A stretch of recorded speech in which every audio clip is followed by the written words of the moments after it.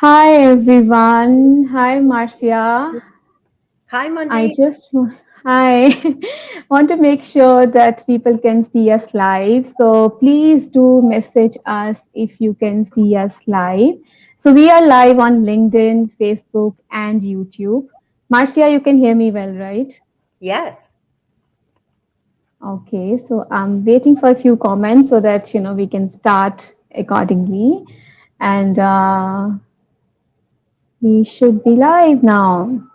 So please post yes if you can see us live so that we can start the show. Growth Mindset Conversations, episode 22, with our awesome guest today, Marcia Mueller. Great. So we can see that, yes, people can see us live. Thank you so much, everyone. Thank you, Marcia. Welcome to Growth Mindset Conversations. Good to have you. Thank you. Great to spend some time with you. Absolutely, we'll have some fun.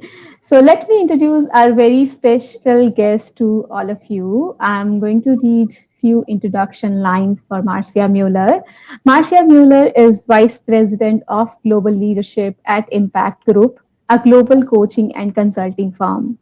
Marcia leads a global team and advises leading organizations on innovative ways to grow rising leaders, enhance leader effectiveness, and improve gender equity and talent pipelines.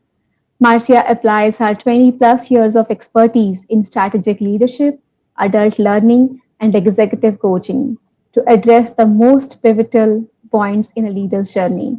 Marcia has shared her thought leadership as a speaker at major conferences and events internationally. Welcome, Marcia. It's great to have you as a guest in episode 22 of Growth Mindset Conversations. Thank you. It's exciting to be here, and this is one of my favorite topics. So thanks for having me. Absolutely, welcome. And let me also acknowledge all of you who are joining us live. Thank you so much for your time, and you can ask your questions live on the topic. Do write in your questions in the comment box, and we will definitely get you the answers of all the questions. Okay, let's start the conversation. Making the jump from functional expert to people leader, actions to help grow rising talent. I'm sure it's close to many of the leaders' hearts actually, because all of us has risen these levels. So, Marcia, the first question of the show is always that what is growth mindset to you, to Marcia Mueller? Well, I've enjoyed your show before, so I knew that was the first question. And immediately, what came to mind is I think growth mindset is the key to success, really. But if I were to define it, growth mindset is this belief that we can learn, grow, develop, and that we're not born with some fixed level of capability. And so Mm-hmm. that's why I think it's so important for those wanting to go on their leadership journey, is to have that belief that you can really grow and bounce back from setbacks as well.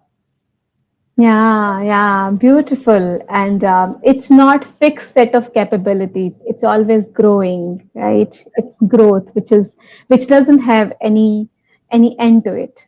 That's It's right. always. Yeah. Yeah, yeah. Thank you, thank you. Such a beautiful definition of growth mindset. So, Marcia, coming back to the topic, which is making the jump from functional expert to people leader. I think we are all have been there in some point of our life. That's right. And we all know that it's challenging. Organizations, leaders also know that it's challenging. But I'm kind of shifting the attention to that person who's making that jump, who's making that transition. So, my question to you is what are some of the fears people who are making that transition have when they make that shift? Yeah, I mean, that's a great question. What I would say is that oftentimes the functional experts that are getting promoted are used to being the most competent, the smartest in their area. And so one of the fears I think they have is a fear of failure or a fear of Mm, not being as good at people leadership as they are or they were in their past functional area. And, I have to tell you, I was coaching a gentleman who basically said the same thing to me. And I think he did have a fear that he wouldn't be good at leading people. And he was also, I think, feeling a little bit of a loss of that sense of security and comfort to be in a job where he felt like he, had always been the tops at it. But that's where the growth mindset kicks in. That looking forward and saying a year from now he would have the capabilities to be a really solid leader as well. Yeah, yeah. Fear of failure, fear of getting out of comfort zone. Beautiful. And I'm remembering another fear actually. So whether my peers will accept me as a leader or not, right? What do you think? Oh, absolutely. And I think you especially see that if you're being promoted up within your own work group. Sometimes I Absolutely. think it's Yeah, actually easier to be promoted to a different group yeah. because being asked to manage your former peers is a complex challenge for sure. Yeah, yeah, yeah. That's another fear people have. Yeah, and some of these people also have blind spots, Marcia. That's what my understanding is. What do you think? What are maybe Let me reframe my question. What are the common blind spots people have during this transition? Yes. And, to me, I always say a blind spot is something that I can't see in myself, but other people see in my leadership, right? And so, Yeah, really, every single one of us has blind spots. But I think for functional leaders, when they're making this change to people leadership, one blind spot is um, maybe not recognizing that it is necessary to give up their prior job, like hanging on to the tasks of their prior job too long. It makes them less effective. So, one blind spot is staying in that comfort zone of the kind of work you are used to doing. And I mm, think just a second one, I think another blind spot, if, we do 360 assessments and we actually get some feedback. And one of the things we hear is definitely growing into applying more of the focus on people leadership versus task management. So just showing up with more EQ, more empathy, compassion, being able to build relationships. Like that's a blind spot, is to focus all of the energy on the task and forget to focus some of their energy on the people on their teams. yeah, yeah. And beautiful, I like what you said. People are so attached to their prior jobs that they forget that, prior jobs can be now done by other people. And now they have to focus also on people. So they basically forget that. So how do they, I mean, people, listening to this show, they will understand this. Yes, they have the blind spot. They should be focusing on people more. And I think leaders also struggle to make that. How do they actually make that transition, that focus shift? What do you suggest? How do they do that? Well, I think, part of making that focus shift, I think, is to have a clear plan and Yeah, to recognize, because I think the organization is going to give support around making the shifts around the task and the work, right? You're going to get more information about, what are the projects and who are the key accounts, or, so many of the day-to-day conversations are going to be about transferring projects and things to this individual. I think yeah, to be successful, we have to have equal amount of conversations about how to lead people, how to lead in a hmm, way that's aligned with this company's culture, how to overcome the challenges. So, in other words, I think entering into a new role with this two type of approach, in order to be successful, I need to be good at leading this new content area, but I also have to have the people relationships. yeah, yeah. And I think it's a good learning for organization leaders and senior leaders is that not take it guaranteed that people have leadership skills. Basically, train them, coach them on specific leadership skills. So with that, I also find that organization do arrange for some standard package trainings, plug-in trainings Yeah. for these people who are shifting from functional expertise roles to people leadership roles. And unfortunately, most of these trainings do not help. People still are not able to perform at the levels they are supposed to. What do you think? Why these trainings fail and what should they be doing? You know what, when I hear the word training, what I really think about, and we work with a lot of organizations, and many of those organizations do provide this kind of standard training. But when Mm-hmm. I think about that training, what comes to mind for me is things that are workshop oriented or course based, or and it's about knowledge, right? I think sometimes our standard training gives knowledge about leadership models or leadership competencies, but Hmm. it's Yeah, incomplete. It's not enough. Having the knowledge of what's expected of me or of how leaders should show up is does not build the skill. So that means that, while coursework is valuable, I think it's insufficient to really prepare somebody to lead others. I think it has to be paired with a more robust development program. absolutely, absolutely. More robust development program is the keyword here. So, any suggestions for the organization HR leaders who are listening to this conversation, that what kind of robust practices or robust organizational or leadership development programs they should be doing for these leaders in transition? I definitely have some ideas. I mean, I design programs for companies that are really Absolutely. wanting to Yeah. grow their rising talent. And so um, I look at this as something that is like an integrated learning process. And I would think Mm-hmm.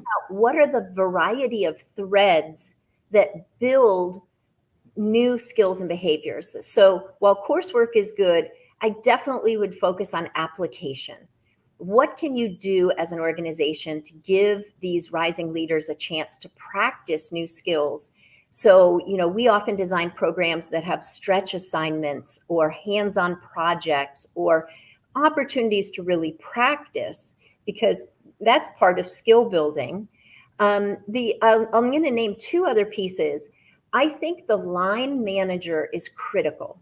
If I'm the Hmm. person who's just been promoted, my boss, gaining that line manager's involvement is necessary, because um, if we can get line managers to embrace their role in mentoring and developing these rising leaders, it's very positive for both parties. And it allows for that learning about how to be a leader to be part of every day.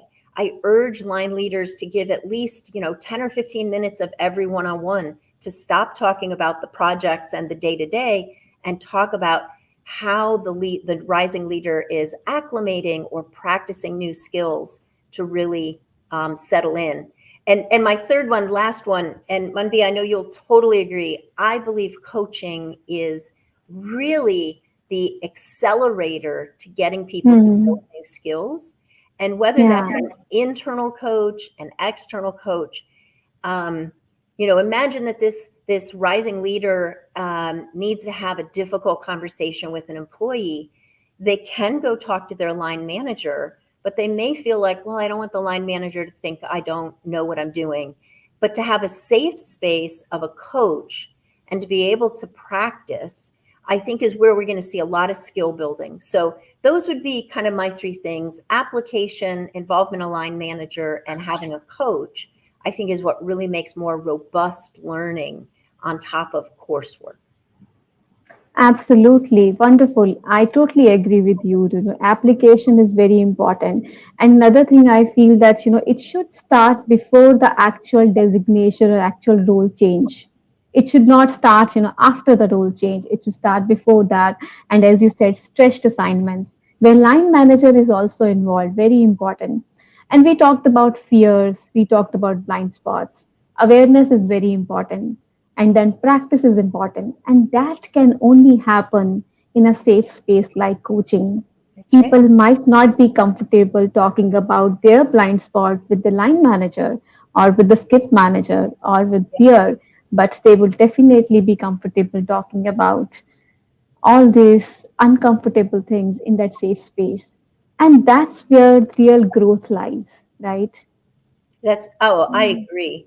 And, an example just came to mind as I was listening to you. We're in the Yeah. process of actually wrapping up one of these cohort programs for rising leaders.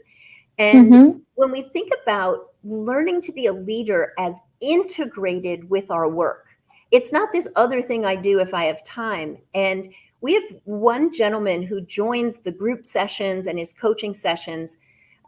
It's the industry is the energy field, and he's often on job sites. And he will call into these group sessions or his coaching session from his car on a job site.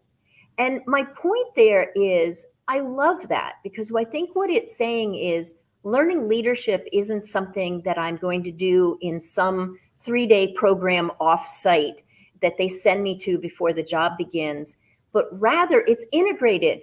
He's hands-on in the job site working with his team, and then he's doing a coaching call in his car on the job site and practicing and gaining new skills or working with his leader. So all these things, I think, really show this power of integrating the leader learning with the task learning. Absolutely wonderful. And, that shows that it's not like nice to have kind of a thing. It's need to have. It's need to have, and it's part of the culture, right? Everyone in the organization should understand that it is part of the culture. Everyone should know that. So, having said that, though we have touched on this particular thing in bits and pieces, what more advice would you have for organizational leaders, senior leaders, to help these transitions so that Yes. these people who are functional leaders can smoothly have their transition to the next level, which may be the next promotion as a people leader? Yes. You know, I've got a couple of ideas. When I think of the organizational level and I think of Mm-hmm. senior leaders, I want to think beyond HR and leadership development offices, right? People leadership is a responsibility of all senior leaders.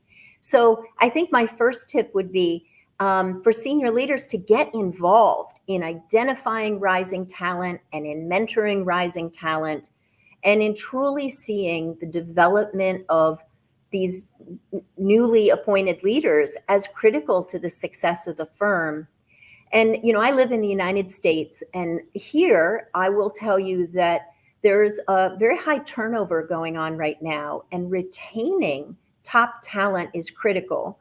So I would say to organizational senior leaders, recognize that when high potentials know that they are being developed and they feel like they're growing, they are far more likely to stay and far more likely to be engaged. So, my call to action is that people development is really everyone's responsibility and doesn't just rest in the HR department. A big learning. I'm sure all HR people who will be seeing this video or who are seeing this show will be very happy with what you Yeah. said. I think that's what they desire for always, right? Because people leadership development always is kind of sidelined to HR or L&D departments.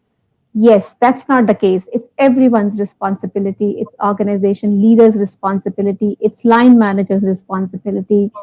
Everyone has to co-create this for success for everyone, right? I agree 100%. Yeah, yeah. Thank you so much, Marcia, for bringing that. And as we are coming towards end of our time together, I'm really enjoying this conversation.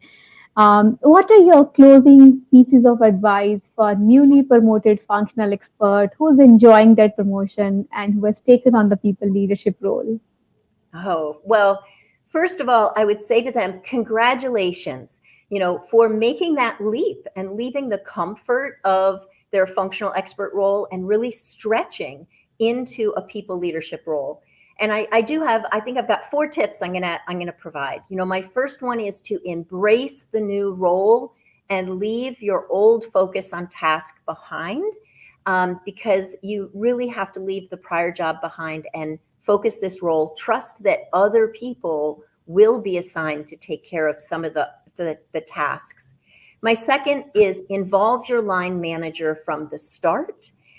Make your line manager part of your growth and success, and recognize they may not be a professional people developer. You may be learning together, but I think engaging in those conversations is valuable.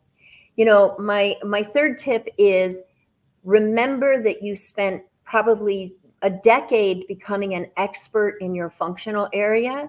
So now you also need to commit to becoming and building more expertise in people leadership.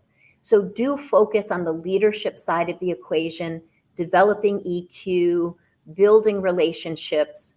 And my last one is lean in to your growth mindset, because taking on any new challenge is going to have its good days and some challenging days.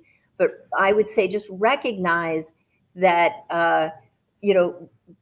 you can really grow and develop into being a fantastic people leader. So that would be my thoughts.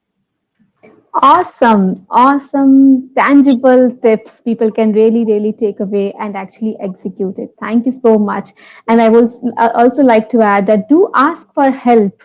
Don't shy from asking any help, whether it's asking your line manager, as Marcia suggested, or, if you're not able to leave your prior job from your mind, tell people, share with them that, I'm struggling to do that. Ask for help, which is very, very important, right? Oh, I think that is, I'm so glad you brought that up. I think that's a critical lesson. And sometimes people see asking for help as a sign of weakness, but actually it takes a Absolutely. lot of courage to say, this is an area I could use some help. So thanks for adding that. I think that was Yeah. very important. Yeah. And I think for a lifetime did that I didn't ask because I thought, asking will make me vulnerable. And I think that's the thing, I really share with many people now, that do ask whenever you can. Awesome. Wherever possible. Thank you. Thank you so much, Marcia, for a great insight you have shared. I'm sure if we had more time, we could have gone much deeper and discussed much more. And this conversation could have been much deeper. But I would leave that to some other time for sure, maybe in near future. Thank Let you so much. I really appreciate your time and value you have created for the audience. Thank you. And thank you for all the work you're doing through your books and through your show to really expand the focus on developing quality leaders. So grateful to be Thank here. you. Thank you so much. Thank you so much, Marcia. And thank you, everyone, for joining us live. And if you're watching this as a recording, thanks to you too.